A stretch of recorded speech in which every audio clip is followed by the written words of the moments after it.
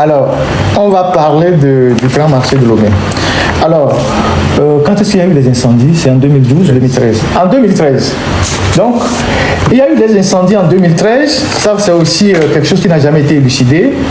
Et avec tout le drame qui a suivi, beaucoup de nos grandes sœurs, de nos mamans, certains sont décédés, ont fait des AVC, ont perdu leur fonds de commerce et tout ça.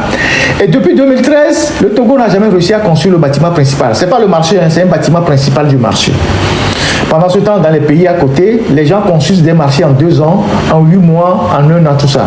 Donc depuis 2013, donc ça fait 13 ans que le Togo est en train de construire un seul bâtiment de 3 étages pour un marché. Bon an, mal an, finalement, il semble que le bâtiment est prêt et qu'ils sont sur les finitions.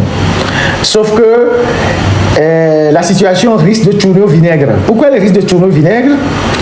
Les PAM, constitués des pilleurs, des voleurs, j'ai toujours parlé de l'EPAM ici, de ce réseau de pillage organisé depuis le ministère de l'Intérieur, avec l'appui des autres structures qui se partagent l'argent dans le marché et qui vivent sous le dos de l'EPAM et des tickets des femmes et qui se font beaucoup de beurre, qui cassent le sucre sur le dos des commerçants. L'EPAM a organisé une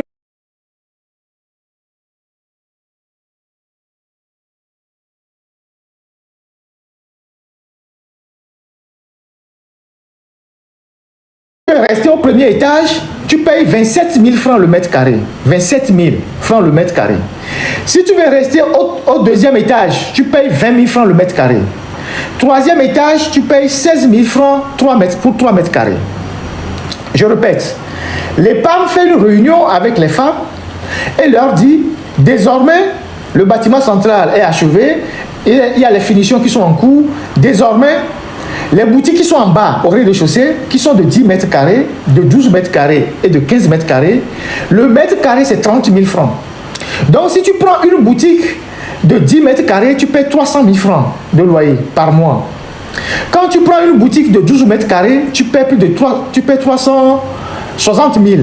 Si tu prends 15 mètres carrés, tu prends, vous imaginez. Donc, les gens vont payer banalement 400 000 francs pour une boutique, pour rester au rez-de-chaussée. Les boutiques ne sont pas équipées de toilettes individuelles. Toutes les toilettes sont dehors. Les toilettes sont dehors. Il n'y a pas de toilettes incorporées à une quelconque boutique. Les toilettes sont dehors. Il n'y a pas de parking.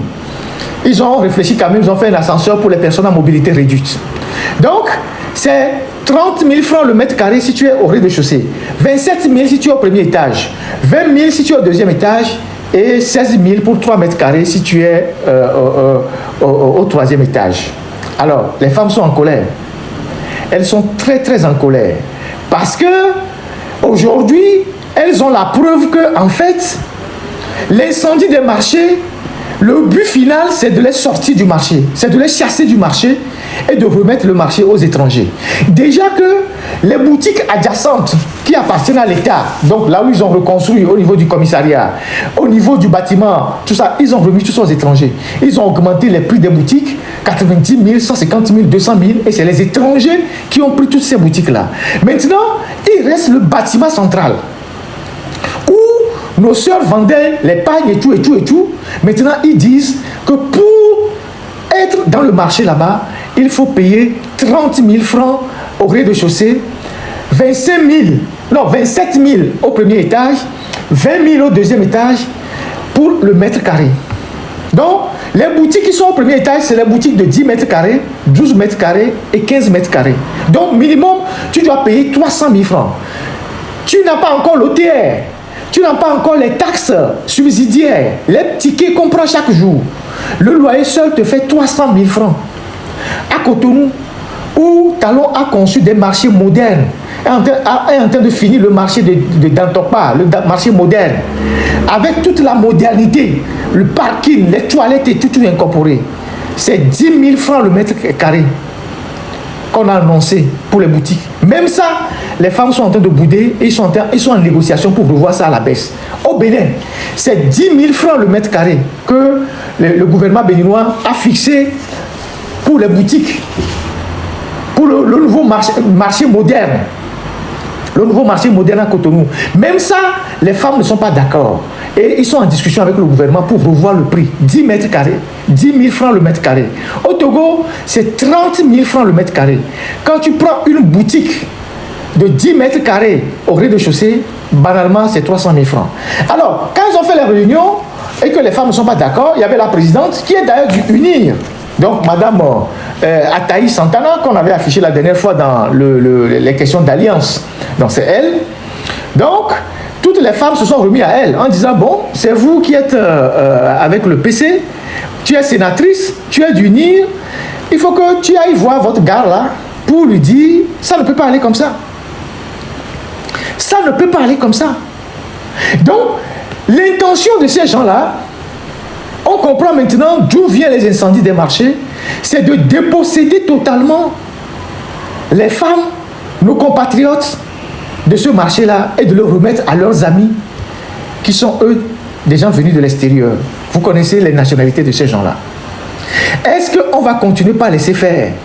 Est-ce qu'on va croiser les bras? Est-ce qu'on va abandonner ça sur le dos de nos mamans qui sont au marché aujourd'hui? À chacun de faire sa réflexion. Chacun d'entre nous a un proche parent dans ce marché. Chacun d'entre nous a une soeur, une tante, je ne sais pas, dans ce marché. Donc, à Messia Mené Boutami. Donc, ces gens-là, leur objectif, c'est d'évincer certaines personnes du secteur du grand marché et de les chasser du marché et de remettre exclusivement le marché aux étrangers. Et donc, la dernière étape de ces plans machiavéliques, c'est ce qu'ils sont en train de faire en fixant les prix aussi élevés pour ces femmes-là. Et donc, il y a le marché d'Agoué qui est là-bas, hein, qui a brûlé depuis bientôt 2 ans. Hein. Ils ne réfléchissent même pas. Il y a le marché d'Agoué qui est là-bas. Ils ne se sont même pas foutus de dire, au lieu de laisser les femmes à Togo Grain là-bas, on peut faire des hangars provisoires pour que les femmes vendent dans le marché. Le marché d'Agoué est là-bas. Ils disent qu'ils sont en train de chercher 15 milliards pour construire un nouveau marché. Ils sont en train de voir des Arabes, des Israéliens, tout ça. Il y a certains qui disent même qu'ils veulent vendre même le site, hein, à des investisseurs étrangers. Ça, je n'ai pas la précision, je n'ai pas la certitude, mais il y a des gens qui disent, il y a d'autres personnes qui proposent que le site du marché d'Agoué, là, il faut qu'on le vende. C'est devenu un dépotoir à ciel ouvert. Et Péléné, il y a une situation à Sikeni, le marché qui est un poumon de l'économie. Le marché est un secteur important d'une économie. Et même c'est un secteur important des mairies pour les recettes. Et un marché brûle depuis 2 ans à Agoué là-bas, vous êtes incapable d'en reconstruire. Un seul. Même de faire un truc provisoire pour que les femmes vendent, vous n'êtes pas capable de faire. Les femmes sont à Togo Grain là-bas, sous le soleil, sous la pluie. Et ça, on vous dit que Foy Nassimbe est un bâtisseur et qu'il va bâtir le Togo. Donc, Asiga Menyono, c'est votre problème. Nous sommes une voix qui relève vos préoccupations, qui relaie ce qui ne va pas. On ne va pas venir le faire à votre place. Les femmes togolaises sont réputées des femmes braves. En 1933, elles se sont soulevées contre le colon. Dans les années 90, il y a eu beaucoup de manifestations dans le grand marché. Les femmes ont pris leurs responsabilités. Si vous restez là-bas en pensant que les gens qui sont parmi vous, qui sont des sénatrices de UNIR, qui ont des acquaintances dans UNIR, vont faire quelque chose pour vous, elles vont revenir tout le temps vous dire oui, ça va aller, et vous ne verrez que du feu. Les gens de l'EPAM là, c'est des voleurs, c'est des détourneurs, c'est des prévaricateurs de la fortune publique. Chaque 3 mois, ils se retrouvent avec le ministre de l'administration territoriale, maintenant la gouverneure de Lomé, ils se partagent l'argent. Ils n'ont jamais rien investi dans le marché. Eux, ils se partagent l'argent qui vient des loyers des boutiques, des loyers de tout ça là. Chaque 3 mois, ils se partagent l'argent. Ils ont des bons d'essence. Les gens sont là-bas, ils sont déjà à la retraite, mais ils continuent de gagner de l'argent. 1 500 000, 2 millions, des bons de carburant et tout et tout. C'est devenu une vache à lait pour ces gens-là. Donc, il ne s'agit pas seulement d'interpeller le gouvernement. Il faut que l'EPAM revienne au marché, aux femmes du marché. Il faut que l'EPAM, dans sa formule initiale, redevienne une structure dirigée par les femmes du marché. Si l'administration veut avoir un envoyé dedans ou 2 représentants dedans, ils ne seront pas les dirigeants. Il faut que vous, les femmes, vous fassiez cette bataille-là. Vous devez faire cette bataille-là. Donc, voilà. Donc, Asiga, et nous qui allons se préparer, c'est ce qui va se passer au grand marché. Et si vous avez vos proches dans le marché, vous savez déjà de quoi demain sera fait. Donc, voilà ce que j'ai voulu partager avec vous par rapport à tout ça. On va faire un peu de musique et puis on va aborder le dernier sujet, c'est le truc du port autonome de Lomé.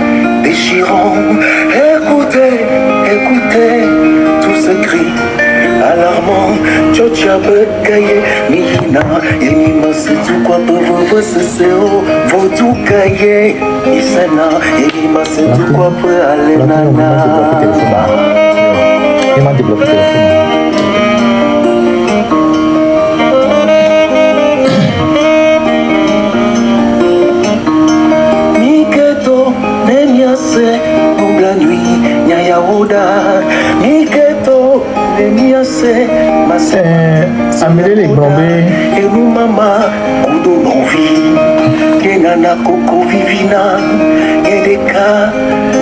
Amélie Grombé. Bon, ici dans la vague, on va vraiment résumer rapidement côté one. Et nous et Assiro et nous Assigamebe et Assiroi au bout tu vois. Fifia, Oyonon, B, Yoja, et moi, Yoja, et fixer, officier conditions, ou informer nous. 100 et Mianora, et moi, 2500 euros et pour 4 mètres carrés. À ma boutique pour toi, et moi, et chaque fin du mois, tu as 7000. Fifia, pour toi, c'est quoi voir, Yoyonon, c'est bon. Yoyonon, autonome, et nous, t'as jamais tombé, c'est 3 niveaux. Au bas, nous collons nos rez-de-chaussée à au moins incorporer gazer les boutiques en tiro. Donc, au bas, nous collons nos rez-de-chaussée à gazer les externes dans la boutique. Mais à nous collons nos rez-de-chaussée à tout et nous 30 000 francs le mètre carré. Donc, à nous 10 mètres carrés à 300 millions d'euros là tout. Gamer, on a tout 300 000 na refiti,ava tout hôtel, ava tout taxe au lieu de temps, on va pas aller les apôts ça ça même. Amoko là 15 mètres carrés, on a tout 450 millions. Mais les points, Amoko le premier, Amoko le rez-de-chaussée, non, le deuxième et premier étage, on a tout 27 000 francs le mètre carré. Il y a tout. Non, le deuxième étage, on a tout 20 000 francs le mètre carré. Nous, vers le troisième étage, on a tout 16 000 francs 3 mètres carrés. Donc, et Gako le yon, à mon matin, il y a 6 mois. Nous, mon matin, on fait 6 mois. Donc, à Medro, pour la faire 6 mois. Donc, il y a bien, c'est bien. Sous quel état maintenant? On le dit, il y a un moto là, c'est un mec qui nous sort à 6 mois, à Medro, il y a le dit là, on a amené des bendés et nous, et sous maintenant, et tu as amené. Donc, bien, on a au pète nous sous la si mais nous on va y voir avec beaucoup avec roba si bancoute oui donc on te donne la fond le wado comme yo là on va vous collater wa et minya nyon minya no ko na si mais quand les to ni so ka gregbe donc on to bon nous le pa ya me va les blogo be PC là va ouais non PC là on est depuis que to so si o pa PC là si avec quoi o pa PC va si avec quoi va bio c'est bien les qui mi la si avec va président pété o inasime Oligi inasime, Talon inasime, Wadani sans les disegbe, et nous, John Mahama, nous avons monté la cime, à Ouattara ici, un matin, son manero. Ah, mais peut-être qu'on dit ça, wa, Togo BPC, mais on l'école, la Philippe, on avait parlé, mais. Na foku jori mi adia mi amoko dia foku jorwa mi wela gba son ya e bol be pala me e be la dafora foji la no pomi me ye la zon la ba pomi le mi abe mi abe no pio ado e noa ana mi nu se ku to donc en que les gens dola sigambe e wa ici dola ba de gomena mi sole et noa et sobe là il va mais et il rappeler les coups noir et quand tu assia et nous talon les tu assia toi le tout temps pas assia et nous quand quoi mais oui be fixé et mettre carré à 10 000 francs et on entend nous les bidji les coups nous ben on dit gapoto wa toboa obe 300 000 et obe doga sortu roi il y a que le blanc mais doga sortu bâtiment et là tout fait donc à togo mudo budget mudo ga togo blibon que phosphate les port les clinker les et nous les pata Togo Mudo 22, combien de milliards même ils ont encore? Mudo 22 milliards, alors combien ils sortent tout bâtiment? Togo Mudo Gala sort tout bâtiment. Donc, il y a deux gars sortent tout bâtiment. Donc, nous, et là-bas, tout fait en fifi. Et on va tout faire là, on va tout faire là, et à moi, au bord de Galéa. Nous, quand on a prêt, le quoi. Donc, il y a des prêts à quoi bien intérieur, et nous, on dit les Assiamé. Donc, il y a non, à Messiamédo, il va mêler l'Assiamé, les founans. amodo wanagao watasio wanavio wabe amelo amisi amene pompona be popito ne nyongo wasi comme bena no tom titiwa ame won ja on de pe dona we o la fixer et boutique wana we ame zo la boutique o la tire nous le wabe conteneur on me kele na zozowe barabara de joro wadia voilà donc voilà quoi donc on a abordé tous les sujets. Maintenant, on va parler du port. Alors, bien le port. Et c'est intéressant de parler du port parce que c'était le mardi que la grève a commencé. Voilà. Et le mardi dernier, le port était paralysé. En tout cas, une partie du port était paralysée par une grève des agents. Regroupés dans le SIAPAL. Le SIAPAL, c'est le syndicat libre du port, des agents du port.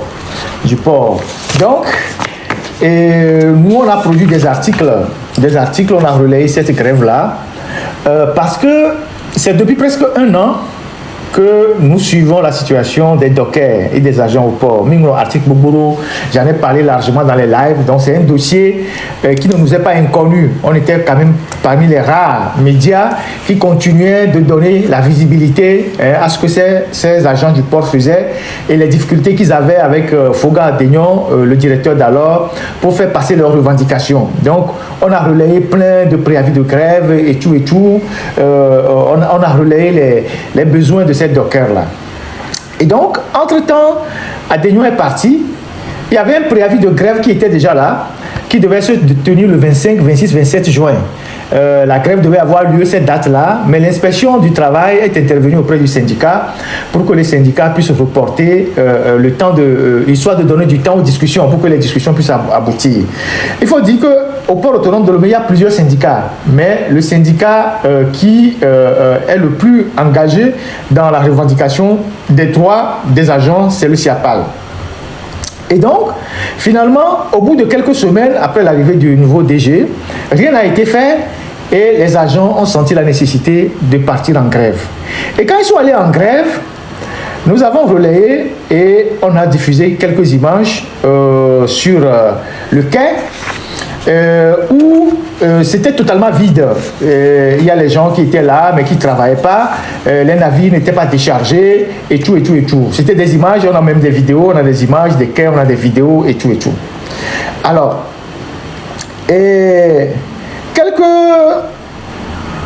le lendemain, quelle n'a pas été notre surprise de voir que la TVT va faire un reportage. Voilà le port qui était vide. La TVT va faire un reportage, genre de la désinformation. Et après, plusieurs médias indépendants se sont embourbés ou se sont embarqués dans cette histoire de désinformation. Pour la TVT, c'est compréhensible, mais pour les autres médias, c'est quand même dommage. Mais bon, ce n'est pas là le sujet. Donc, la TVT fait cet élément-là. On va jouer l'élément de la TVT et je vais commenter. La TVT va faire cet élément de désinformation. La technique va la retrouver. Elle va retrouver l'élément. On va regarder. Ça, c'est le jour de la grève. Hein. C'est le mardi, ça. Et c'était des images exclusives que nous avons diffusées. On a même les vidéos. Et on était les tout premiers à diffuser ces images-là et à demander qu'il faut soutenir les dockers parce que c'est des gens qui vivent des conditions assez difficiles. Et donc, le port autonome de Lomé n'a pas jugé nécessaire de parler avec les grévistes et de trouver ne serait-ce que quelques solutions à certains points de la plateforme revendicative qui est listée en 12 points. La seule chose qu'ils ont trouvé à faire, c'est d'aller faire de la désinformation. C'est d'aller faire un reportage bidon au niveau de la TVT et de l'accompagner d'un narratif pour faire croire à l'opinion que oui, que tout était normal au port, que rien ne s'est passé au port, qu'il n'y a même pas eu de grève. J'ai même vu des journaux qui disent que rumeur de grève, qu'il n'y a pas eu de grève au port. Vous imaginez la gravité de ce qui est en train de nous arriver? C'est comme au temps des Yadema où on utilisait les médias pour faire exclusivement de la désinformation, lire l'émotion, raconter des bêtises sur les leaders à l'époque et tout ça. Et je vous ai envoyé la vidéo, non? Du reportage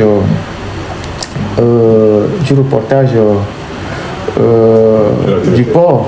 De la TVT. Oui, de la TVT, vous avez ça. Si vous pouvez diffuser ça, parce que c'est nécessaire qu'on diffuse ça.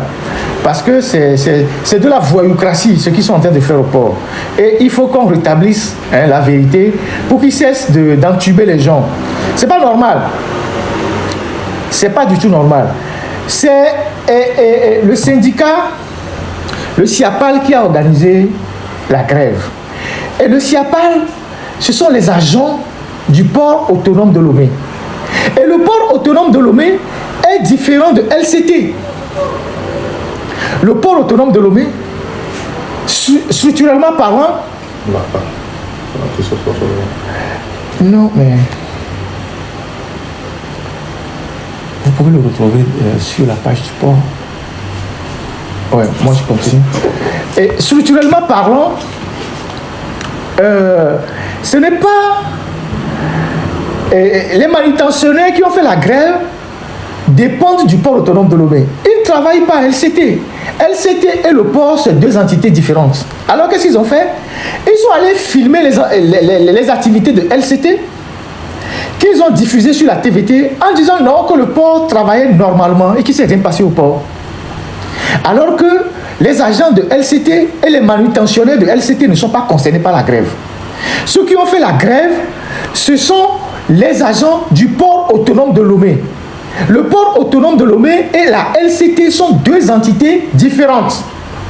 La LCT, c'est une plateforme de transportement de conteneurs. Le port autonome de Lomé, c'est une autre structure.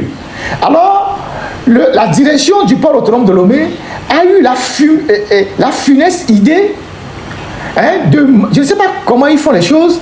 Ils appellent la TVT et ils envoient la TVT à LCT.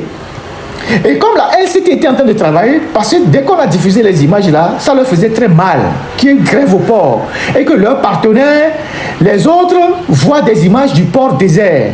Alors, ils vont à LCT, ils filment les gens là-bas et ils vont diffuser ça à la TVT pour dire il ne s'est rien passé au port, que le port travaille normalement. Ils ont accompagné ça d'un communiqué.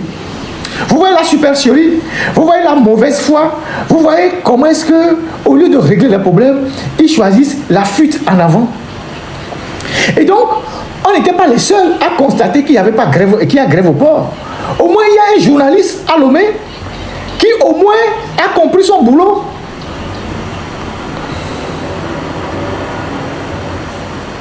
Il y a au moins quelqu'un à Lomé qui n'est pas resté dans son bureau pour commenter un narratif que la direction du port a envoyé aux médias. Lui, il s'est déplacé sur le terrain. Et ses captures médias, vous tous vous avez vu son reportage. Il est allé sur le site, il a fait des interviews, il a vu que le site était désert, il n'y avait pas d'activité. Au moins ça, c'est une preuve qu'il y avait grève. Si on suppose que nous sommes à l'extérieur et que peut-être que nous ne sommes pas allés au port et qu'on n'a pas des trucs qui sont allés au port, au moins capture média qui est conscient de son boulot, qui sait que bon, il faut aller vérifier les faits sur le terrain. Le capture média s'est déplacé au port. Il a filmé tout. Même dans son reportage, il a dit qu'il voulait avoir l'avis de la direction du port. On leur a dit qu'ils sont en réunion. Donc ce que capture média est parti filmer aussi là, c'était pas la grève. C'était pas la grève. Donc, après avoir balancé cette vidéo sur la TVT, ils ont envoyé des articles. Voilà la vidéo mensongère. On voit ça ensemble. Nous pose dans cette édition ou concrètement au port autonome de Lomé, fleuron de l'économie bleue, véritable porte d'entrée et de sortie en matière des échanges commerciaux. Le port autonome de Lomé constitue un maillon stratégique de la chaîne logistique. Il joue également un rôle de premier plan dans la desserte des marchés de la sous-région. Visite guidée de la succession de quelques opérations qui s'y déroulent. C'est avec Nada Ibrahima. Allons-y. Au port autonome de Lomé, l'activité ne faiblit pas. Sur les quais et dans les terminaux, Ça, c'est LCT. les activités Il suffit de voir les grues. Vas-y, maintenant nous laissez. portuaires sont en plein essor. Ici, les opérations de chargement et de déchargement de conteneurs s'enchaînent. Les équipes de manutention mobilisées assurent la rapidité et l'efficacité des opérations. Ça, c'est les grues de LCT. Les semi-remorques, quant à eux, assurent les liaisons entre les quais et les parcs à conteneurs. Un dynamisme logistique permanent en plein cœur d'un des poumons les plus importants du port autonome de Lomé. Les opérations de dépotage de conteneurs animent aussi les lieux. Parmi les marchandises, un petit vélo bleu attire l'attention. Derrière cette image anodine, peut-être le futur sourire d'un petit garçon. Changement de décor. Site du quai minéralier, un des points névralgiques de l'activité portuaire. Ici, le clinker est en cours de déchargement.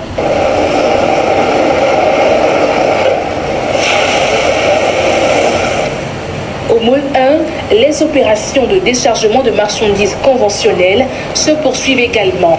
Du fer à béton, notamment, en cours de déchargement. Sur le terrain, avec aisance, les usagers vaquent à leur activité habituelle, comme ces transporteurs venus charger leurs marchandises. C'est ici que nous venons souvent pour charger les marchandises. J'étais même en train de vouloir commencer le chargement quand vous êtes arrivés. Tout se passe bien ici, tout est OK. Nous transportons les marchandises du port en ville. Le port autonome de Lomé, maillon stratégique de la chaîne logistique et de l'économie nationale. Les conteneurs chargés ou déchargés, les semi-remorques qui vont et qui viennent participent à une même dynamique. Maintenir la performance, la fluidité et la compétitivité de cette plateforme portuaire, véritable poumon de l'économie togolaise. Voilà le reportage de la désinformation qu'ils ont eu à faire. Ils ont fait ça pour noyer la grève, pour dire oui, il n'y a pas eu grève, il n'y a pas eu grève. Bon, s'il n'y a pas eu grève, pourquoi vous avez procédé au recrutement des agents, des dockers? Si on suppose, on est dans votre logique, et qu'on suppose que le mardi dernier, il n'y a pas eu grève, pourquoi vous avez recruté de nouveaux dockers derrière EcoBank? Vous avez ouvert un bureau pour recruter de nouveaux dockers. Pourquoi?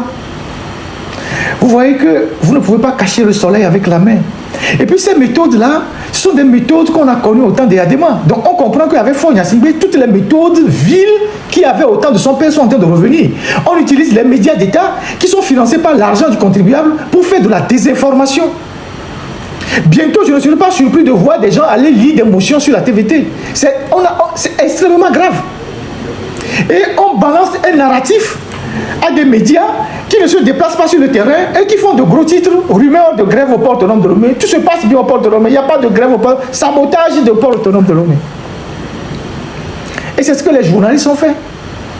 Après, il y a des journalistes qui se plaignent que les influenceurs prennent leur place. Si vous ne voulez pas faire votre travail, vous ne voulez pas aller sur les sites vérifier les faits, comme Capture Média le fait. Comment est-ce qu'on ne va pas considérer les influenceurs, on va vous abandonner? Vous êtes toujours dans cette vieille méthode-là, où on vous envoie des tests, on vous dit d'écrire des articles, moyennant 100 000, 50 000 et tout ça. Et c'est ce qu'ils ont fait. Pourquoi c'est important de le préciser? Parce que nos frères qui sont au port autonome là-bas, nos frères qui sont là-bas, ils sont pratiquement de toutes les familles. Nos frères qui souffrent au port autonome de là-bas, les 4000 dockers et agents qui sont là-bas, ils sont de toutes les familles. Vous ne pouvez pas, en tant que journaliste indépendant des médias, en train de voir vos frères souffrir, être en train d'être maltraités, souffrir. Et vous allez, et ils font une grève et vous prenez des articles pour les enfoncer, au lieu de les défendre. Vous connaissez les conditions de vie des dockers au Togo? Vous savez qu'il y a des dockers, il y a 4 catégories de dockers. Il y a les journaliers, les occasionnels, les professionnels, les permanents. Vous savez qu'il y a des gens qui quittent Thiévier Il quitte Théviers. Il se lève à 4 heures, parce que c'est à 5h30 qu'il doit être au port. Au Sonakeke, ils prennent le vélo. Ils arrivent au port à 5 heures. Chaque jour, donc le soir, ils retournent à la maison. Il y a certains qui quittent Davier à Sommet. Il y a ceux qui quittent à Déticopé. Il y a ceux qui quittent Toblecopé. Le pont que vous appelez échangeur au niveau de motocross là, vous allez voir là-bas, le matin à 4 heures, des jeunes qui attendent d'être remorqués par des voitures qui vont au port. Il y a des camions semi-remorques qui vont au port. Eux, ils attendent quand les camions passent, ils rentrent dedans, ils vont au port. Le soir, ils reviennent là-bas, ils marchent, ils vont à la maison. Parfois, ils reviennent bredouilles. Parce que les occasionnels, ils viennent, ils restent sur le site, c'est quand il y a du travail qu'on les appelle.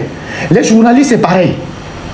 Et ces gens-là, ils sont traités comme des bêtes de somme. Et nous, qui sommes des citoyens, au lieu de demander des comptes au port, parce que le port autonome de Lomé, on ne nous a jamais fait les comptes. Vous avez entendu le journaliste de TVT, il dit que c'est le poumon de l'économie nationale. D'accord. Le poumon de l'économie nationale rapporte combien par an? Combien le poumon de l'économie nationale rapporte par an? Personne ne nous a jamais fait des comptes clairs de ce que le port rapporte au pays. Dans les rapports de la Banque mondiale, du FMI, on a vu que le port fait pratiquement 1300 milliards par an. Autour de 1300 milliards. Ça, c'est dans les documents de la Banque mondiale qu'on a vu ça. Et des 1300 milliards, à peine le port donne 1 milliard comme contribution au budget de l'État. Le reste de l'argent, ça va où? Vous avez des gens qui sont au port. Le port a 17 directions. Je ne sais pas s'ils en ont créé d'autres. Le port autonome de Lomé a 17 directions. Tous les directeurs au port autonome de Lomé ont des fortunas de 30 millions, je ne sais pas combien, de 25 millions. Tous les directeurs ont des fortunas achetés directement à Sifao de 20 ou 25 millions. Vous-même, vous savez combien on vend les fortunas là. 9. Ils ont des bons de carburant. Ils ont des salaires miloborants. Chaque week-end, ils ont des dotations pour aller en week-end, tout ça. Ils ont de l'argent. Et ceux qui viennent et qui font le transport des marchandises, qui font ce que nous appelons les portefeuilles, parce que le docker, c'est un portefeuille. Le docker, c'est un portefeuille. Ils viennent travailler au bras et à la charge de leur force physique. Ces gens-là, vous refusez de les payer normalement, décemment. Vous refusez de les déclarer à la caisse de sécurité sociale. Quand ils ont des accidents de travail, vous les laissez mourir. Ils n'ont pas de congé. Ils n'ont pas de congé annuel, ils n'ont rien. Et ces gens-là demandent qu'on améliore leurs conditions. Vous vous organisez, non seulement pour faire de la désinformation, mais pour les renvoyer. Et vous voulez que nous, les Togolais, citoyens ordinaires, on puisse vous accompagner, vous les autorités, dans ces conneries-là. Dans ces conneries, dans ces mensonges. Vous savez, quand on dit qu'on a 4000 dockers au Togo, vous imaginez le nombre? 4000, c'est une ville, hein, c'est une mini-ville. C'est une ville comme, je ne sais pas, c'est une ville de taille moyenne. 4000 personnes. Ça veut dire que tous ces dockers-là se retrouvent dans toutes les familles. Tous ces dockers se retrouvent dans toutes les familles. Tous ces agents se retrouvent dans toutes les familles. Et donc, notre responsabilité en tant que citoyen, en tant que journaliste, c'est-à-dire le défenseur de la veuve et de l'orphelin, c'est de demander aux autorités d'améliorer les conditions de vie de nos frères qui travaillent au port. Si tant est que le port autonome de Lomé est le poumon de l'économie nationale, il faut que la distribution des ressources soit faite pour que ceux qui travaillent aussi gagnent leur vie. On ne peut pas se rendre complice des autorités. Et donc, les gens ont participé à faire cette désinformation et à justifier même le fait qu'on doit renvoyer les dockers et les remplacer par d'autres dockers, d'autres personnes. Je vais vous montrer quelques images. Vous allez voir la cantine. Combien? J'ai mis un document sur la toile. Les gens ont partagé. On va regarder ça ensemble. J'ai 2 documents que je vais partager avec vous. Vous allez voir ce que c'est. Quand Adénion devait partir, il était acculé par le syndicat. Il a pris, je ne sais pas si c'est vrai, un arrêté. Et il fixe, voilà le premier arrêté. Il a pris 2 arrêtés. C'est l'autre d'abord, le premier d'abord. S'il te plaît, technique, le premier d'abord. Il prend ce premier arrêté. Il dit, il vise les tests vus, décide, une prime de cantine est accordée aux dockers occasionnels. Écoutez très bien, gardez bien l'expression. Une prime de cantine est accordée aux dockers occasionnels du port autonome de Lomé. Ça, c'est le premier article. Bon, le document même n'est pas bien signé. Ils ont dit article 1er, article 1er. Ça veut dire qu'ils ne lisent même pas. Je vous ai dit que le vieux, il était fatigué. On met article 1er, on répète un second article, on dit article 1er. Le second article. Le montant de la dite prime est fixé à 334 francs par vacation. 334 francs. Donc, quand tu viens travailler au port dans la journée, la prime de cantine que tu reçois, c'est 334 francs. 334 francs. Le 4 là, je ne sais pas ce que ça représente, mais 334 francs. Ça veut dire que tu n'as même pas 500 francs. Ça veut dire que tu n'as même pas 1 euro. Tu n'as même pas 500 francs. 334 francs. 334 francs. Demi-euro. Qu'on te donne pour aller manger. Qu'est-ce qu'on peut raisonnablement manger à Lomé avec 334 francs? Surtout quand on transporte des marchandises lourdes, on décharge les bateaux, les conteneurs. On fait un travail qui nécessite la force. 334 francs. Est-ce que vous pensez que les barons, leurs chiens à la maison, mangent 300 francs par jour? Vous pensez que les barons, les chiens des barons à la maison, ils mangent 300 francs par jour? Il y a des chiens de barons qui mangent 30 000 francs, 50 000 francs par jour. Nous, quand on a béton là, Bakou, Bidje, ton, on sort bien né, sort payé, 334 francs. Le 4 francs là, ça va acheter quoi? Le 4 francs là, ça va acheter quoi? Donc, il y a des gens au port autonome de Lomé qui trouvent normal que les gens qui déchargent des conteneurs, des bateaux, tout ça, on leur donne 334 francs pour aller manger. Nous, quand à béton normal, la TV est Bakou Bidje ton. Mais quand banana et noir et 300 francs même là et noir et l'équipe on est marre et les vieux ils sont là mais quand banana 300 francs. 334 francs.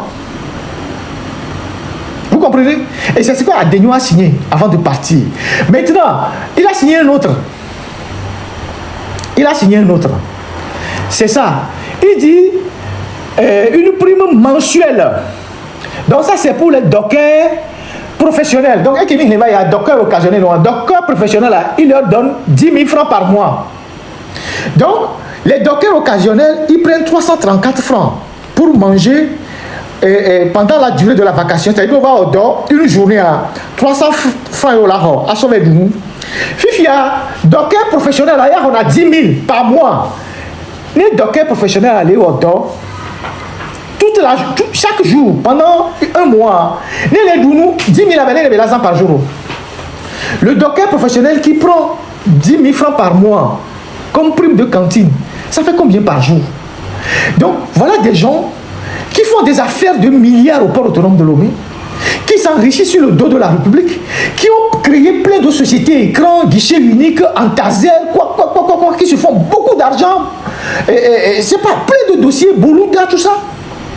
Et qui jettent à la figure de leurs compatriotes qui se tapent le gros du boulot des miettes qui ne leur permet même pas de manger décemment. Et vous trouvez que c'est normal que nous, on ne puisse pas dénoncer ça? Les gens pensent que ce n'est pas normal de dénoncer ça. Après, le port autonome de Lomé aligne une dizaine de points de mensonges qu'il balance dans l'opinion. Je vais vous lire, je vais vous décortiquer tout ça tout à l'heure. Ce n'est pas sérieux. On s'en grève, on s'en tue, mais depuis des années. Il y a des conditions de travail. Le bio a amélioré les conditions depuis des années. Ça ne date pas d'aujourd'hui. Ou bien vous êtes là, vous leur dites, les gars, voilà ce qu'on a dans la marmite. On peut faire 2-3 choses. Mais le reste, on va le faire les autres années. On va aller petit à petit. On va aller petit à petit. Vous avez 12 points de revendication. On peut satisfaire 4. L'année prochaine, on va voir si on peut satisfaire 2. Après l'année qui va suivre, on va voir. Après l'année qui va suivre, on va voir. D'où vient que le port autonome de Lomé est l'économie, est le poumon de l'économie, et vous n'arrivez pas à faire manger décemment ceux qui travaillent et qui déchargent les bateaux. D'où vient que le port autonome de Lomé est le poumon de l'économie et que vous n'assurez pas vos travailleurs, même fut-il même des dockers occasionnels ou journaliers. C'est un travail à risque de décharger les conteneurs. Donc, qu'est-ce que la direction fait? La direction sort un communiqué. Ils font toujours dans la désinformation, ils ont mis ça sur leur page.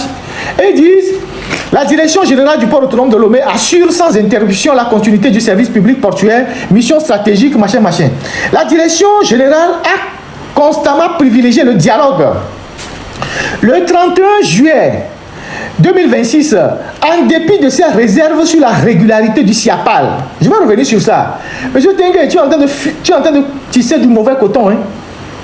Tu es en train de tisser du mauvais coton. Si tu veux utiliser, alors que tu es jeune, les méthodes voyous qu'on a utilisées au temps des Yadema, en contestant la régularité des syndicats, en contestant je sais pas, la légitimité de ceux qui font la grève, ça ne règle pas le problème. Tu déplaces les problèmes. Donc il faut arrêter ces méthodes-là, qui sont des méthodes de voyous que le régime a toujours utilisées pour éviter de régler les problèmes. Contester la légitimité des syndicats. Ça fait 3 ans que vous discutez avec le SIAPAL. C'est aujourd'hui que vous trouvez que c'est un syndicat qui n'est pas régulier. Ça fait 3 ans que vous discutez avec le SIAPAL, que l'autorité portuaire discute avec le SIAPAL, que l'inspection du travail discute avec le SIAPAL. D'où vient que c'est aujourd'hui que vous vous levez pour dire que c'est un syndicat qui n'est pas régulier? Et c'est toi un jeune qui fait ça. Il faut arrêter vos méthodes de voyous là, parce que ça va se retourner contre vous. Donc, ils disent... La direction générale a constamment privilégié le dialogue. Le 31 juillet 2026, en dépit de ses réserves sur la régularité du SIAPAL, elle a invité, donc la direction du port, le secrétaire général de ce syndicat à une réunion conjointement avec la direction du groupe concessionnaire. Ce responsable ne s'est pas présenté, invoquant une autre réunion à l'inspection du travail. La main tendue par la direction générale est donc restée ouverte et elle le demeure. C'est un mensonge. C'est un mensonge de la direction. Quand la direction du port autonome de Lomé a convoqué la réunion en invitant le SIAPAL, il s'est fait que le secrétaire général du SIAPAL était à une autre réunion à l'inspection du travail. Et la réunion de l'inspection du travail consistait aussi à débloquer la situation. Alors, le syndicat a envoyé le secrétaire général adjoint du syndicat à la réunion. Quand le secrétaire général adjoint du syndicat s'est présenté à la réunion, M. Agneketom, je donne son nom, l'a chassé de la réunion. C'est ça la vérité. Pourquoi vous mentez? Et le directeur général le sait. Puisque le secrétaire général du SIAPAL, il n'a pas le don d'ubiquité, il était déjà à l'inspection du travail. Avant que le port ne convoque la réunion. Donc, ils ont envoyé son adjoint. Et quand son adjoint est arrivé à la réunion, puisque vous avez rassemblé les autres syndicats fantoches, M. Agneketom l'a sorti de la salle, a refusé qu'il assiste à la réunion. Aujourd'hui, vous venez sortir un communiqué pour dire que vous avez convoqué une réunion et le syndicat a refusé d'être là. Pourquoi vous mentez? Il était là, le secrétaire général adjoint était là, et c'est M. Agneketom là qui l'a chassé de la salle. Ayez au moins la décence de dire la vérité, que d'aligner des tas de mensonges. Ça, c'est le premier point. Deuxième point, vous dites que, en l'état de nos informations, le SIAPAL ne dispose pas d'autorisation d'exercer délivrée par le ministère de l'administration territoriale et ne regroupe que des dockers occasionnels. Or, ces derniers ne sont pas des employés du port. Donc, le port autonome de Lomé dit que les dockers occasionnels ne sont pas des employés du port. Mais si on s'en tient à vos propres turpitudes, si les dockers occasionnels ne sont pas des employés du port, d'où vient que la direction générale du port sort un arrêté et leur fixe des primes de cantine? Messieurs les responsables du port, si les dockers occasionnels ne sont pas des agents du port, comme vous le dites dans votre communiqué, comment se fait-il que vous sortez un arrêté pour donner des primes à des gens que le port ne reconnaît pas? On vient de voir l'arrêté. Et les dockers occasionnels ont un bulletin de paye. On va regarder le bulletin de paye des dockers occasionnels. Vous êtes de mauvaise foi, fondamentalement. Voilà un bulletin de paye d'un docker occasionnel. Comment se fait-il que le port autonome de Lomé ne reconnaît pas? Le port autonome de Lomé déclare que les dockers occasionnels ne sont pas des employés du port. Et vous prenez un arrêté pour fixer leur prime de cantine. Vous leur donnez des bulletins de paye. C'est sur quelle base juridique? Ils ont des badges avec le logo du port. Et ils rentrent dans l'enceinte du port. C'est quoi cette connerie-là? Qu'est-ce que vous racontez? C'est ça que vous avez donné aux journalistes qui, eux, ne regardent pas, ne lisent pas, ne confrontent pas les autres.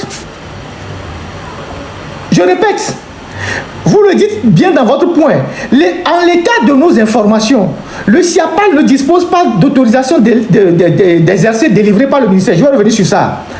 Or, ces derniers, donc, le SIAPAL ne regroupe que des docteurs occasionnels. Alors, encore c'est faux, le SIAPAL ne regroupe pas que des docteurs occasionnels. Le SIAPAL regroupe même des docteurs permanents, des agents même du port. Vous êtes en train de mentir. Et donc, si le port ne reconnaît pas les docteurs occasionnels, pourquoi vous prenez un arrêté pour fixer les primes de leur cantine? Pourquoi vous leur donnez un badge avec le logo du port? Pourquoi vous leur donnez un bulletin de paye? Soyez cohérents. Soyez cohérents. Je continue votre communiqué. Or, ces derniers ne sont pas des employés du port. Ils sont recrutés et mis à la disposition en fonction des besoins par le service de la main-d'œuvre portuaire, entité distincte du port. D'accord? Pourquoi le service là, qui est une entité distincte du port, ne leur fixe pas la prime de cantine? Ne leur délivre pas le bulletin de paye avec le logo de cette entité que vous citez? Et que c'est le logo du port qui fixe leur prime. Soyez un peu cohérents. Et vous dites, ce recours à un moyen d'œuvre, machin. Maintenant, pour revenir sur la légitimité du syndicat. Le syndicat a été créé depuis les années 2023 et assiste à toutes les réunions. Vous faites toutes les activités avec ce syndicat. Vous n'avez jamais trouvé que c'est un syndicat qui n'est pas enregistré au ministère de l'administration territoriale. Et comme aujourd'hui, ils ont lancé une grève qui a pris. Vous venez de dire que selon vos informations, c'est un syndicat qui n'est pas régulé. Alors que la loi dit, point par point, selon l'article 13 du Code du travail, si un syndicat s'est enregistré au ministère de l'administration territoriale et que dans un délai de 90 jours,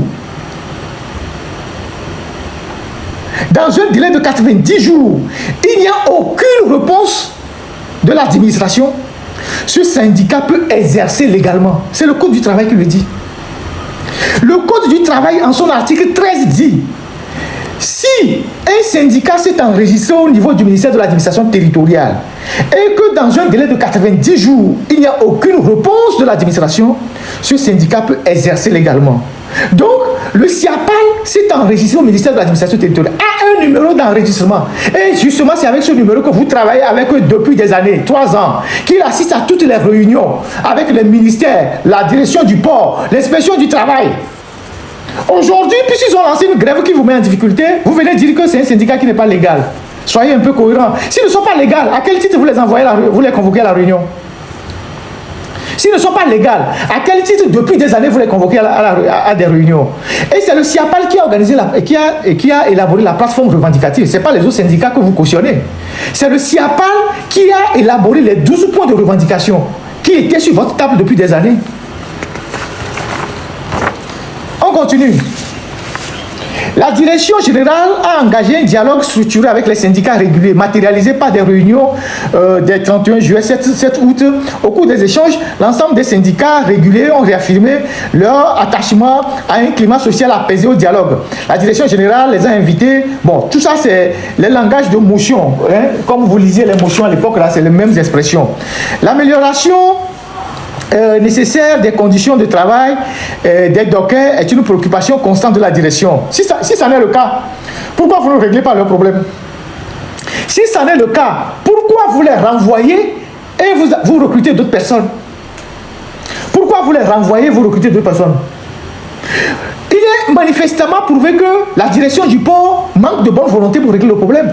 Quand vos enfants viennent vers vous avec une plaque revendicative de 12 points, vous leur dites par rapport aux moyens que nous avons, ça on peut le faire, ça on peut le faire, le reste on peut attendre. C'est comme ça qu'un père ou des responsables dialoguent avec leurs enfants.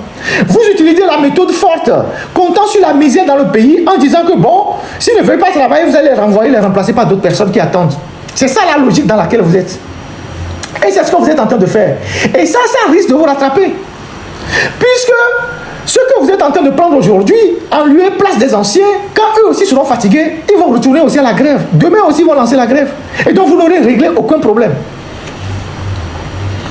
Donc, la direction a utilisé des faux trucs et tout ça pour essayer de tromper la vigilance des gens et tout ce que vous avez eu à faire tromper la vigilance des gens. Maintenant, je vais vous montrer les agents qui sèment la merde au port autonome de Lomé là-bas, qui font vivre l'enfer aux dockers. Parce qu'il faut qu'on commence par citer les noms de façon claire et nette. Technique. Voilà, cette dame-là, elle est d'une méchanceté sans pareil. Et c'est un des éléments de la direction qui fait vivre l'enfer. Comment appelle-t-on aux agents du port. Elle bloque les avantages, même les avantages des gens qui sont même des agents du port, pas seulement les dockers. Elle les traite comme des bêtes de somme.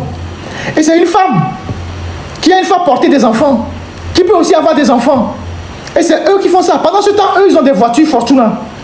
Ils ont des bons de carburant. Ils ont des salaires miloborants. Après, ils viennent se soigner en Europe. Ils partent en vacances peut-être aux États-Unis. Ils viennent en France. Mais son frère, qui est docker au port là-bas, elle est dans le bureau, hein. Elle est au bureau. Son frère qui est docker au port, qui transporte de lourdes marchandises, des sacs de riz, qui fait du portefeuille. On lui dit, améliore ses conditions de vie. Elle dit au DG, il faut les renvoyer. Nous allons les renvoyer. On va recruter d'autres personnes. C'est l'un des éléments qui sont en train de faire des conneries envers les dockers. Ça c'est un élément. Et il y a d'autres éléments, on suit. Lui là, il était docker comme les autres. Il semble que c'est un handicap. Il était docker comme les autres, je ne sais plus trop. Il semble qu'il a un souci.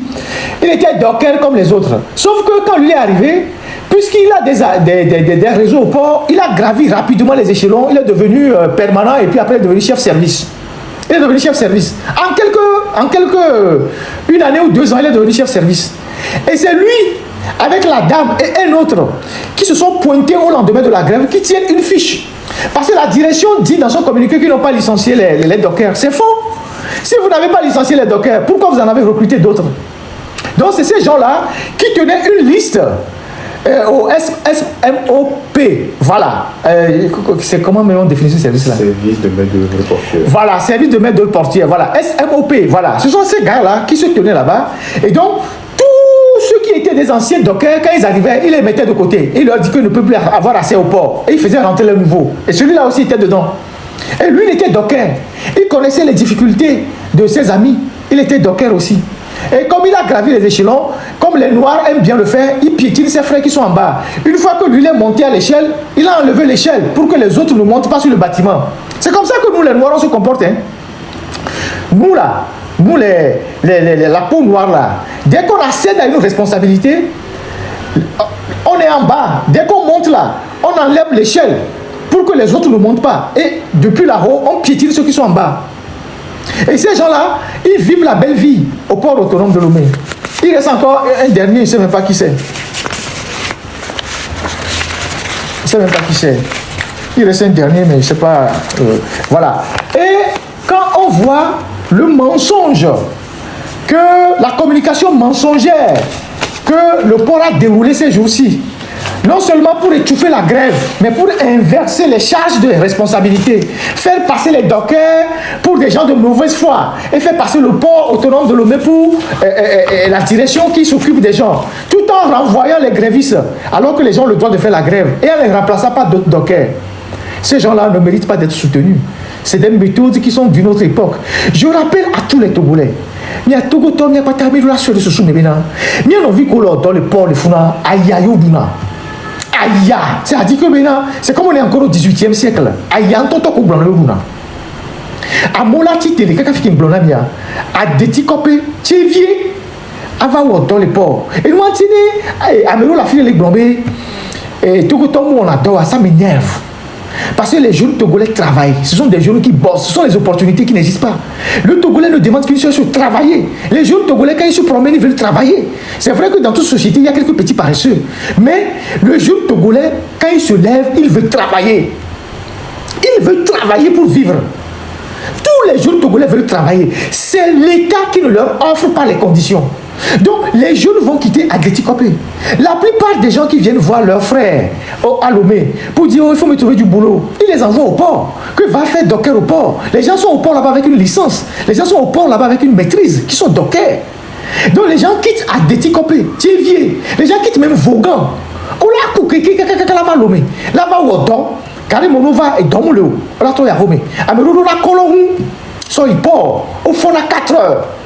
Mais là-bas, les Togolais n'aiment pas travailler. Allez au Ghana pour voir qui sont ceux qui font le travail d'artisanat au Ghana. Allez au Nigeria, allez au Bénin, allez au Burkina pour voir ceux qui travaillent. C'est des jeunes Togolais qui travaillent, qui sont partout. Carrelage, staffeur, menuiserie, maçon.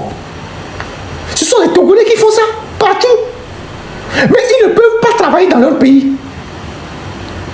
Et les gens qui sont à l'extérieur, moi j'ai été au Nigeria, il y avait des jeunes de Vaughan qui construisaient une cathédrale pour un riche Nigérien, Igbenedion. Et ils m'ont dit qu'ils sont là-bas depuis des années. Et le milliardaire nigérien leur fait tellement confiance parce que c'est des gens qui sont honnêtes, ils ne volent rien sur les chantiers.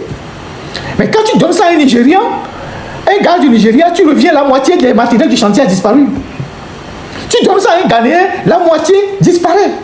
Donc, les Togolais sont partout appréciés pour leur travail. Et vous êtes à Lomé, vous dites que non, que Togovio me dit là, on doit être paresseux. Oui, il y a quelques paresseux. Mais il y a pas, tout le monde n'est pas paresseux. Les Togolais aiment travailler. Les jeunes Togolais, quand ils se lèvent, ils ne veulent que travailler.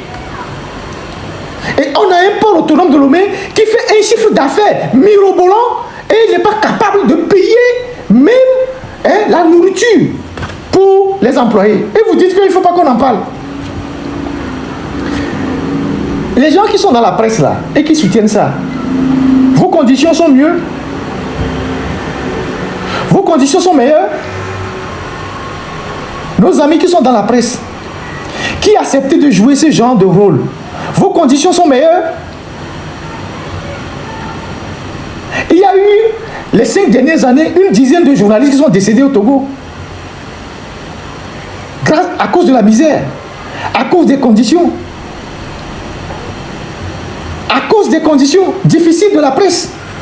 Les gens sont dans la presse, ils travaillent des années, ils n'ont pas de sécurité sociale, ils n'ont pas de retraite, ils n'ont rien. Et c'est ce que vos frères sont en train de vivre au port. Si vous ne pouvez pas les soutenir, pourquoi vous soutenez leur bourreau? Pourquoi vous les chargez?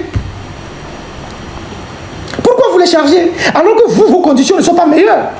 Vos conditions sont encore plus exécrables. Les journalistes qu'on a perdus les 10 dernières années, c'est à cause des conditions de travail qu'ils sont morts. Certains n'avaient même pas de moyens pour acheter des médicaments. Mais c'est vous, parce qu'on vous a glissé peut-être un peu d'argent et que vous chargez les grévistes.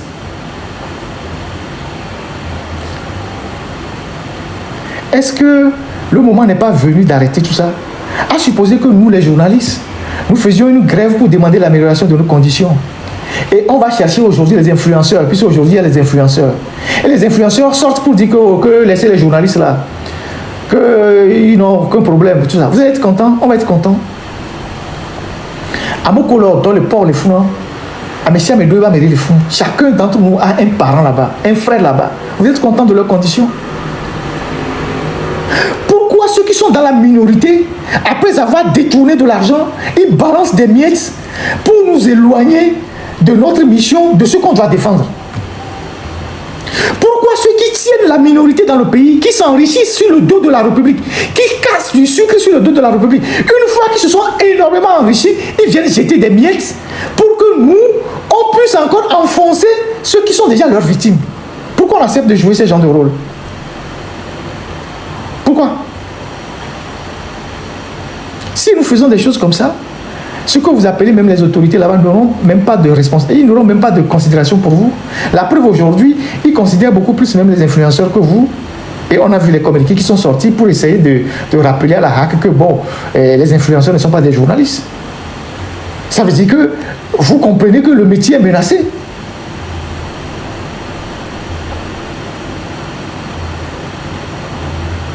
Je le dis parce que je le dis en toute confraternité.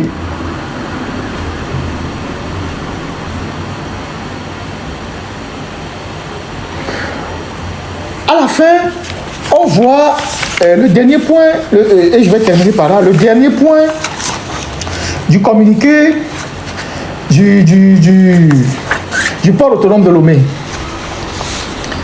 Et ce communiqué dit, on on demande à la direction, hein, puis c'est eux-mêmes, ils ont fait auto-interview. Tu vois, c'est des méthodes de voyous. Ils ont fait auto-interview, ils ont répondu et ils ont envoyé ça aux médias pour que les médias traitent. Ils se posent eux-mêmes la question. Ils disent, la direction a-t-elle sanctionné des grévistes en les remplaçant? Et la réponse est ceci. La direction générale a pris des mesures nécessaires à la continuité du service, notamment le redéploiement du personnel. Ces mesures visent la seule continuité de l'exploitation dans le respect du droit. Elles ne constituent en aucun cas une atteinte au droit de grève. Et pourtant, ils ont renvoyé les gens, ils ont recruté d'autres personnes. Vous voyez le mensonge? On leur demande où sont, et on leur demande, la direction, on leur demande, et où sont les revendications des dockers? Ils disent que plusieurs des 12 points sont déjà satisfaits. Et ou en cours de traitement. Adjekpako. Ils disent plusieurs des 12 points sont déjà satisfaits ou en cours de traitement. La direction poursuit les examens des autres dans le cadre du dialogue. Et maintenant, c'est là où ça m'intéresse. Ils disent que parlez-vous de déstabilisation, accusez-vous des personnes en interne. Et c'est ça qui est intéressant. Je vais commenter ça avant de clôturer le live. Ils disent... Oui, on va passer ça. On va passer la cantine du port de Cotonou. On va passer ça tout à l'heure, j'ai prévu ça. Ils ont dit, parlez-vous de déstabilisation, accusez-vous des personnes internes, parce que le directeur général du port a sorti un mot qui est lourd de conséquences. Il dit que c'est une manœuvre de déstabilisation. Les mouvements de grève étaient là depuis avant son arrivée. Les velléités de passer en grève étaient là depuis le temps d'Adénion. Et quand il est arrivé, la grève était déjà programmée. Il a négocié pour que les gars reportent la grève. Moyennant des dispositions à prendre, il n'a pas pris les dispositions, les jeunes sont passés en grève. Maintenant, il parle de déstabilisation. C'est ça qui est intéressant dans cette histoire-là. Parce qu'il y a un aspect de la chose qui est commenté par des gens dans certains milieux. Il faut qu'on en parle. Il semblerait, je mets ça au conditionnel, il semblerait, et c'est pour ça qu'il parle de déstabilisation ici. On dit, parlez-vous de déstabilisation, accusez-vous des personnes en interne? La réponse, la direction générale a engagé des vérifications internes pour établir les faits dans le respect du contradictoire et de la présomption d'innocence. À ce stade, elle ne tire aucune conclusion et ne désigne personne. Elle communiquera si et quand les faits le justifieront. Alors, qu'est-ce qu'il se dit? Il se dit que quand Adénion était sur le point de partir, il y avait une guerre de clans autour de Fort pour la direction du port. Il y avait une guerre de clans autour de Fort Gnassingbé. Vous savez qu'autour du dictateur, il y a toujours des clans. Voilà, il y a les femmes qui ont leur réseau, il y a certains barons, chacun veut placer son pion. Et que donc, certains clans auraient voulu placer leur pion à la tête du port. On parle d'une grande dame que vous connaissez, on parle d'un ancien ministre aussi, on parle d'autres personnes. En tout cas, chacun voulait atterrir là-bas, parce qu'il y a l'argent là-bas.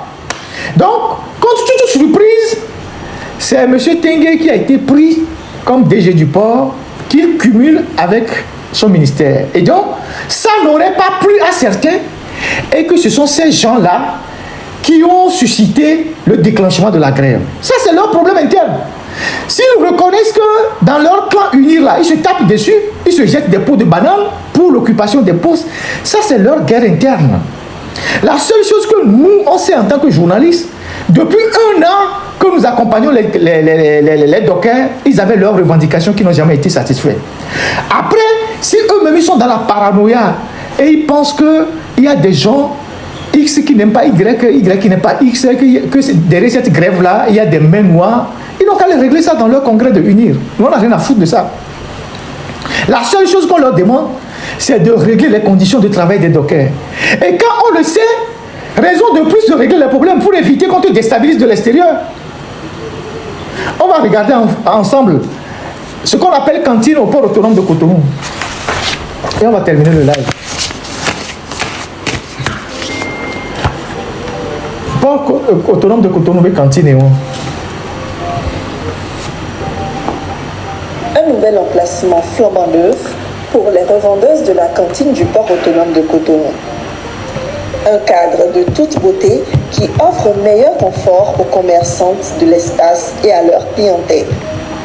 Initialement installées le long du boulevard de la Marina, les revendeuses étaient exposées depuis des années à la densité de la circulation, offrant leurs produits dans des conditions d'hygiène précaires.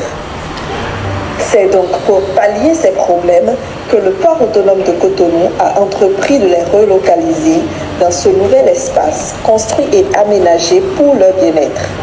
Ce nouveau cadre est équipé de plusieurs commodités, notamment de l'eau courante, une alimentation en électricité, des stands de vente entièrement couverts, des cuisines hygiéniques et une bonne accessibilité aux personnes à mobilité réduite. Tout cela procure aux usagers un environnement sûr. Le nouvel emplacement, d'une superficie de 3115 mètres carrés, contient 98 espaces de vente. Les bénéficiaires de l'espace témoignent mieux des retombées positives pour elles.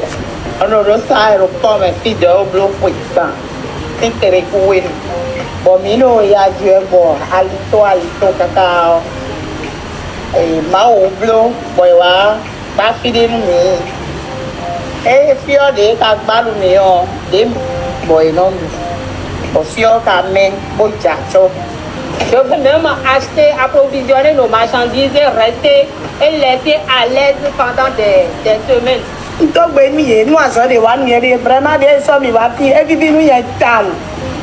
Et vivre town. Voilà. Et donc, ça, voilà, ça c'est la cantine du port de Cotonou. Donc, les gens là, qui sont nos voisins de l'Est, ils ont compris que quand vous avez un poumon de l'économie nationale qui rapporte beaucoup d'argent, on met les employés à l'aise. On les met dans les meilleures conditions. Donc, ils ont investi énormément pour améliorer les conditions de vie des agents portuaires, des dockers, tous ceux qui sont au port, leur permettant de manger décemment pour pouvoir faire leur travail. Maintenant, il faut que nous engagions, nous les Togolais, la bataille ou le débat sur ce que le port autonome de Lomé rapporte à l'État. Personne aujourd'hui ne sait combien le port autonome de Lomé rapporte. Il faut qu'on le demande. Il faut qu'il y ait de la transparence dans les recettes du port autonome de Lomé. Il faut qu'on sache qu'est-ce que le port autonome de Lomé rapporte à l'État. Faire comme chiffre d'affaires. Ça ne peut pas être une cuisine interne entre Fort Gnassingbé et ses amis. Il faut qu'on sache ce que le port autonome de Lomé fait comme recette, comme chiffre d'affaires. C'est notre droit le plus absolu. Vous ne pouvez pas tous les jours nous dire c'est le poumon de l'économie, c'est le poumon de l'économie. Et ce poumon de l'économie là ne fait rien pour l'économie. Ça devient cancer pour l'économie. Les jeunes dockers ont dit qu'ils ont un magasin dans lequel on entrepose de la nourriture pour leur distribuer parfois comme cadeau les spaghettis, du sucre, du lait, du riz et tout ça. Et il y a un magasin dans lequel on met beaucoup de nourriture pour leur donner. Ils ne leur donnent pas. Même le lait qu'ils doivent prendre parce qu'ils font un travail difficile. C'est les officiers qui viennent là-bas avec des 4x4 qui prennent des sacs de riz, des sacs de spaghettis, des sacs de sucre, de l'huile et tout ça et qui partent avec. Ils sont bien. Ils ont un entrepôt dans lequel on dépose de la nourriture pour partager aux dockers. Même ça, les officiers et les cadres véreux du port, chaque week-end, ils viennent, ils ramassent dans leur véhicule, ils partent. Les dockers n'ont rien. Ils sont bien. Donc, il faut qu'on mette la main sur là où ça doit faire mal. Nous devons engager le débat sur les recettes du port. Il faut qu'on nous dise, quand tu vas à Tema là, tu tapes là, tu as le chiffre d'affaires du port de Tema. Quand tu vas à Dakar, tu tapes là, tu as le chiffre d'affaires du port de Tema. Même si il y a peut-être des approximations. Quand tu tapes Abidjan, tu as le chiffre d'affaires du port d'Abidjan. Il faut que nous ayons le chiffre d'affaires du port autonome de Lomé. Qu'on sache, quand on nous dit que c'est le poumon de l'économie, ça rapporte combien et où va l'argent? Il faut qu'on ait ça. Donc, c'est le prochain débat qu'on va faire. Donc, merci pour tous ceux qui sont restés suivre ce live jusqu'à pareille heure. Je ne sais pas s'il y a des questions. Je n'ai pas vu sur mon téléphone. Je n'ai pas vu sur le téléphone. Non. S'il n'y a pas... Mon téléphone se retrouve souvent bloqué. Vous imaginez, c'est pour vous faire rigoler un peu. Je ne suis pas trop téléphone, c'est vrai que je peux utiliser un téléphone 5 ans, 6 ans. Il y a un vieux téléphone là, mes collaborateurs disent qu'ils vont prendre ça et jeter dans la rue. Donc je me retrouve, tu peux m'appeler là, je vais débloquer le téléphone. Pour moi, le téléphone, si ce n'était pas qu'il y a eu les Android, c'est Allo et raccroché. je suis pas trop. C'est vrai que j'avais des iPhones avec lesquels je fais des lives, mais téléphone, c'est pas mon dada, quoi. Le téléphone, c'est un ordinateur, il faut savoir l'utiliser, sinon tu vas te retrouver dans des problèmes. Donc, tu m'appelles, je vais voir si ça peut débloquer. J'ai mis même des scotch sur le téléphone, vous voyez. Et Gida me disait que Ferdinand, il a son téléphone à tanguer. Il y a peu de téléphone non forcé. Donc, un téléphone, il y a un dangereux. Ah là là, voilà.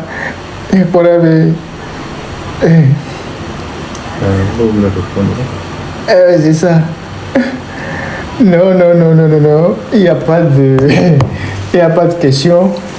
Et voilà quoi. C'est-à-dire que il y a des choses pour lesquelles il faut avoir un petit détachement quoi. Le téléphone, c'est juste pour.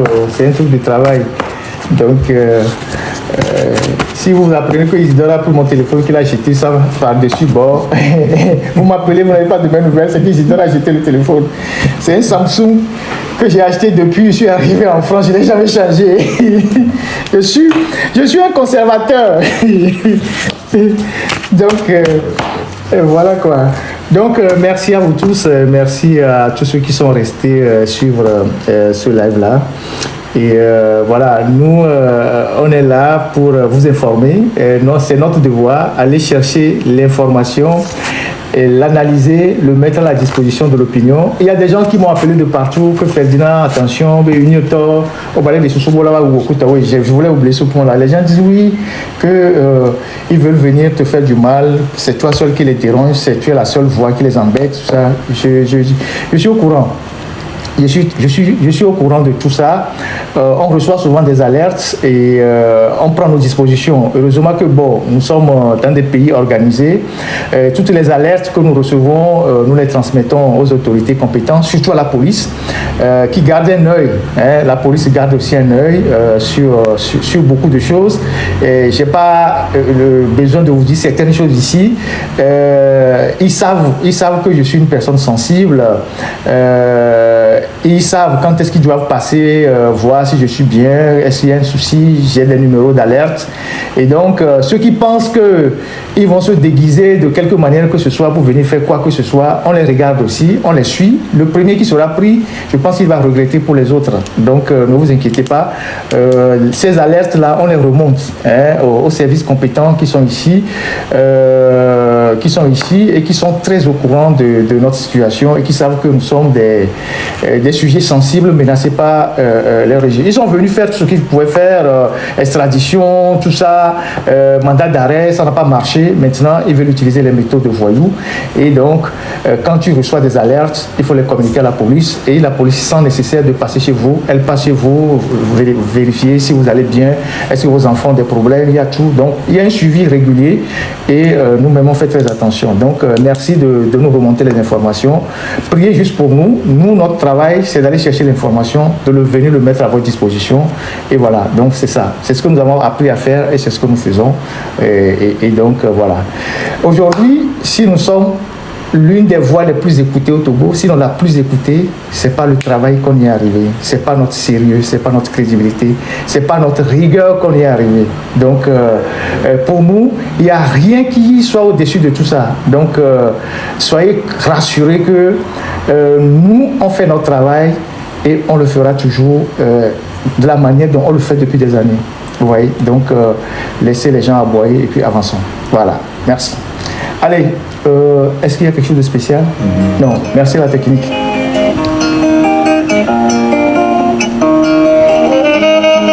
Ah oui, les prisonniers, merci. Les prisonniers, les prisonniers, j'ai oublié. Les prisonniers, Madame Nyakade, Afesio, Jean-Paul Ombolo, Tayo, plus les 13 qui viennent d'être réinculpés.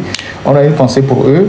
Je pense qu'à un moment donné, il faut que la question des prisonniers soit prise sous une autre forme. Il faut que les organisations de droits de l'homme, à un moment donné, arrêtent de faire le plaidoyer et fassent des sorties sur le cas de ces prisonniers-là qui sont en train de mourir à petits coups, à petit feu dans les lieux de détention. C'est très important. C'est très, très, très, très important que la question des prisonniers soit portée vraiment tous les jours. C'est un dossier très important. Donc, j'ai une pensée pour tous ces gens-là qui sont en prison, qui sont privés de leur lieu de détention. Donc, voilà quoi.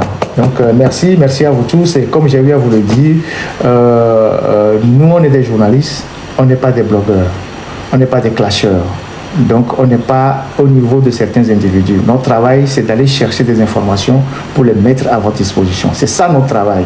Donc, on n'a pas le temps pour s'occuper de quelques individus qui sont en mal de... je ne sais pas que de quoi ces gens souffrent. Donc, il faut les laisser dans leur délire, quoi. Vous voyez. Donc, voilà. Merci à vous tous. Merci infiniment. Bonne semaine.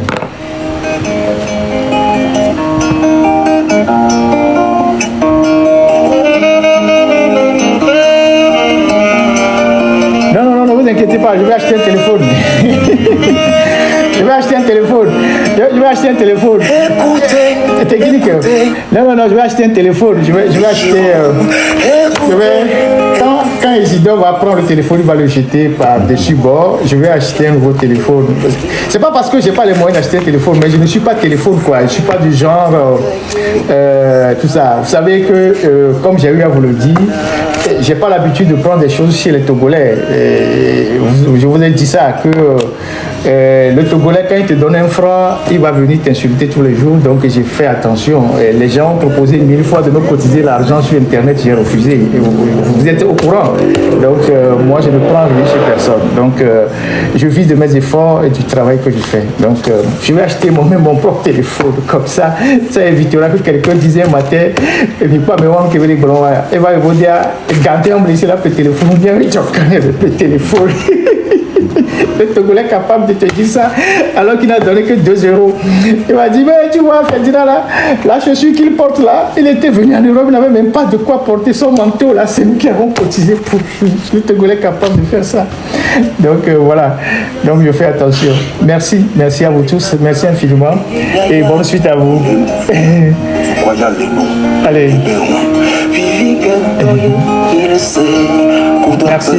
Merci infiniment.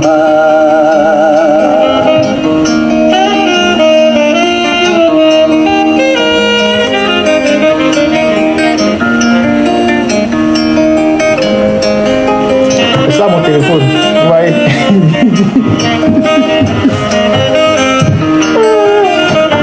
Il est cassé de partout.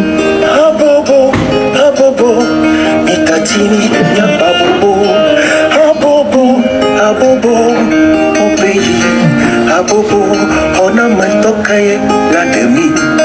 Michi, alors balo, on a matokaye la demi. Mile, assis baloba.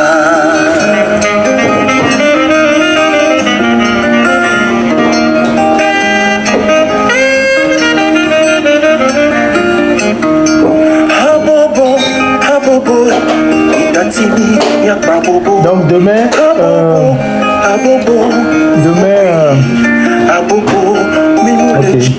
demain vous allez suivre Isidore sur le compte, sur nos comptes, nos 2 comptes, et vous allez suivre aussi la traduction en kabyle du commandant Olivier Amman chez notre frère Abraham. Donc voilà, merci. Bonne suite à vous tous.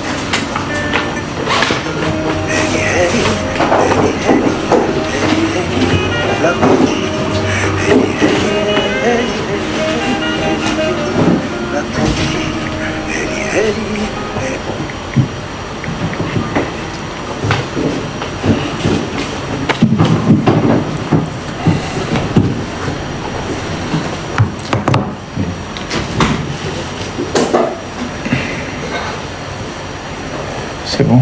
C'est bon. Ok.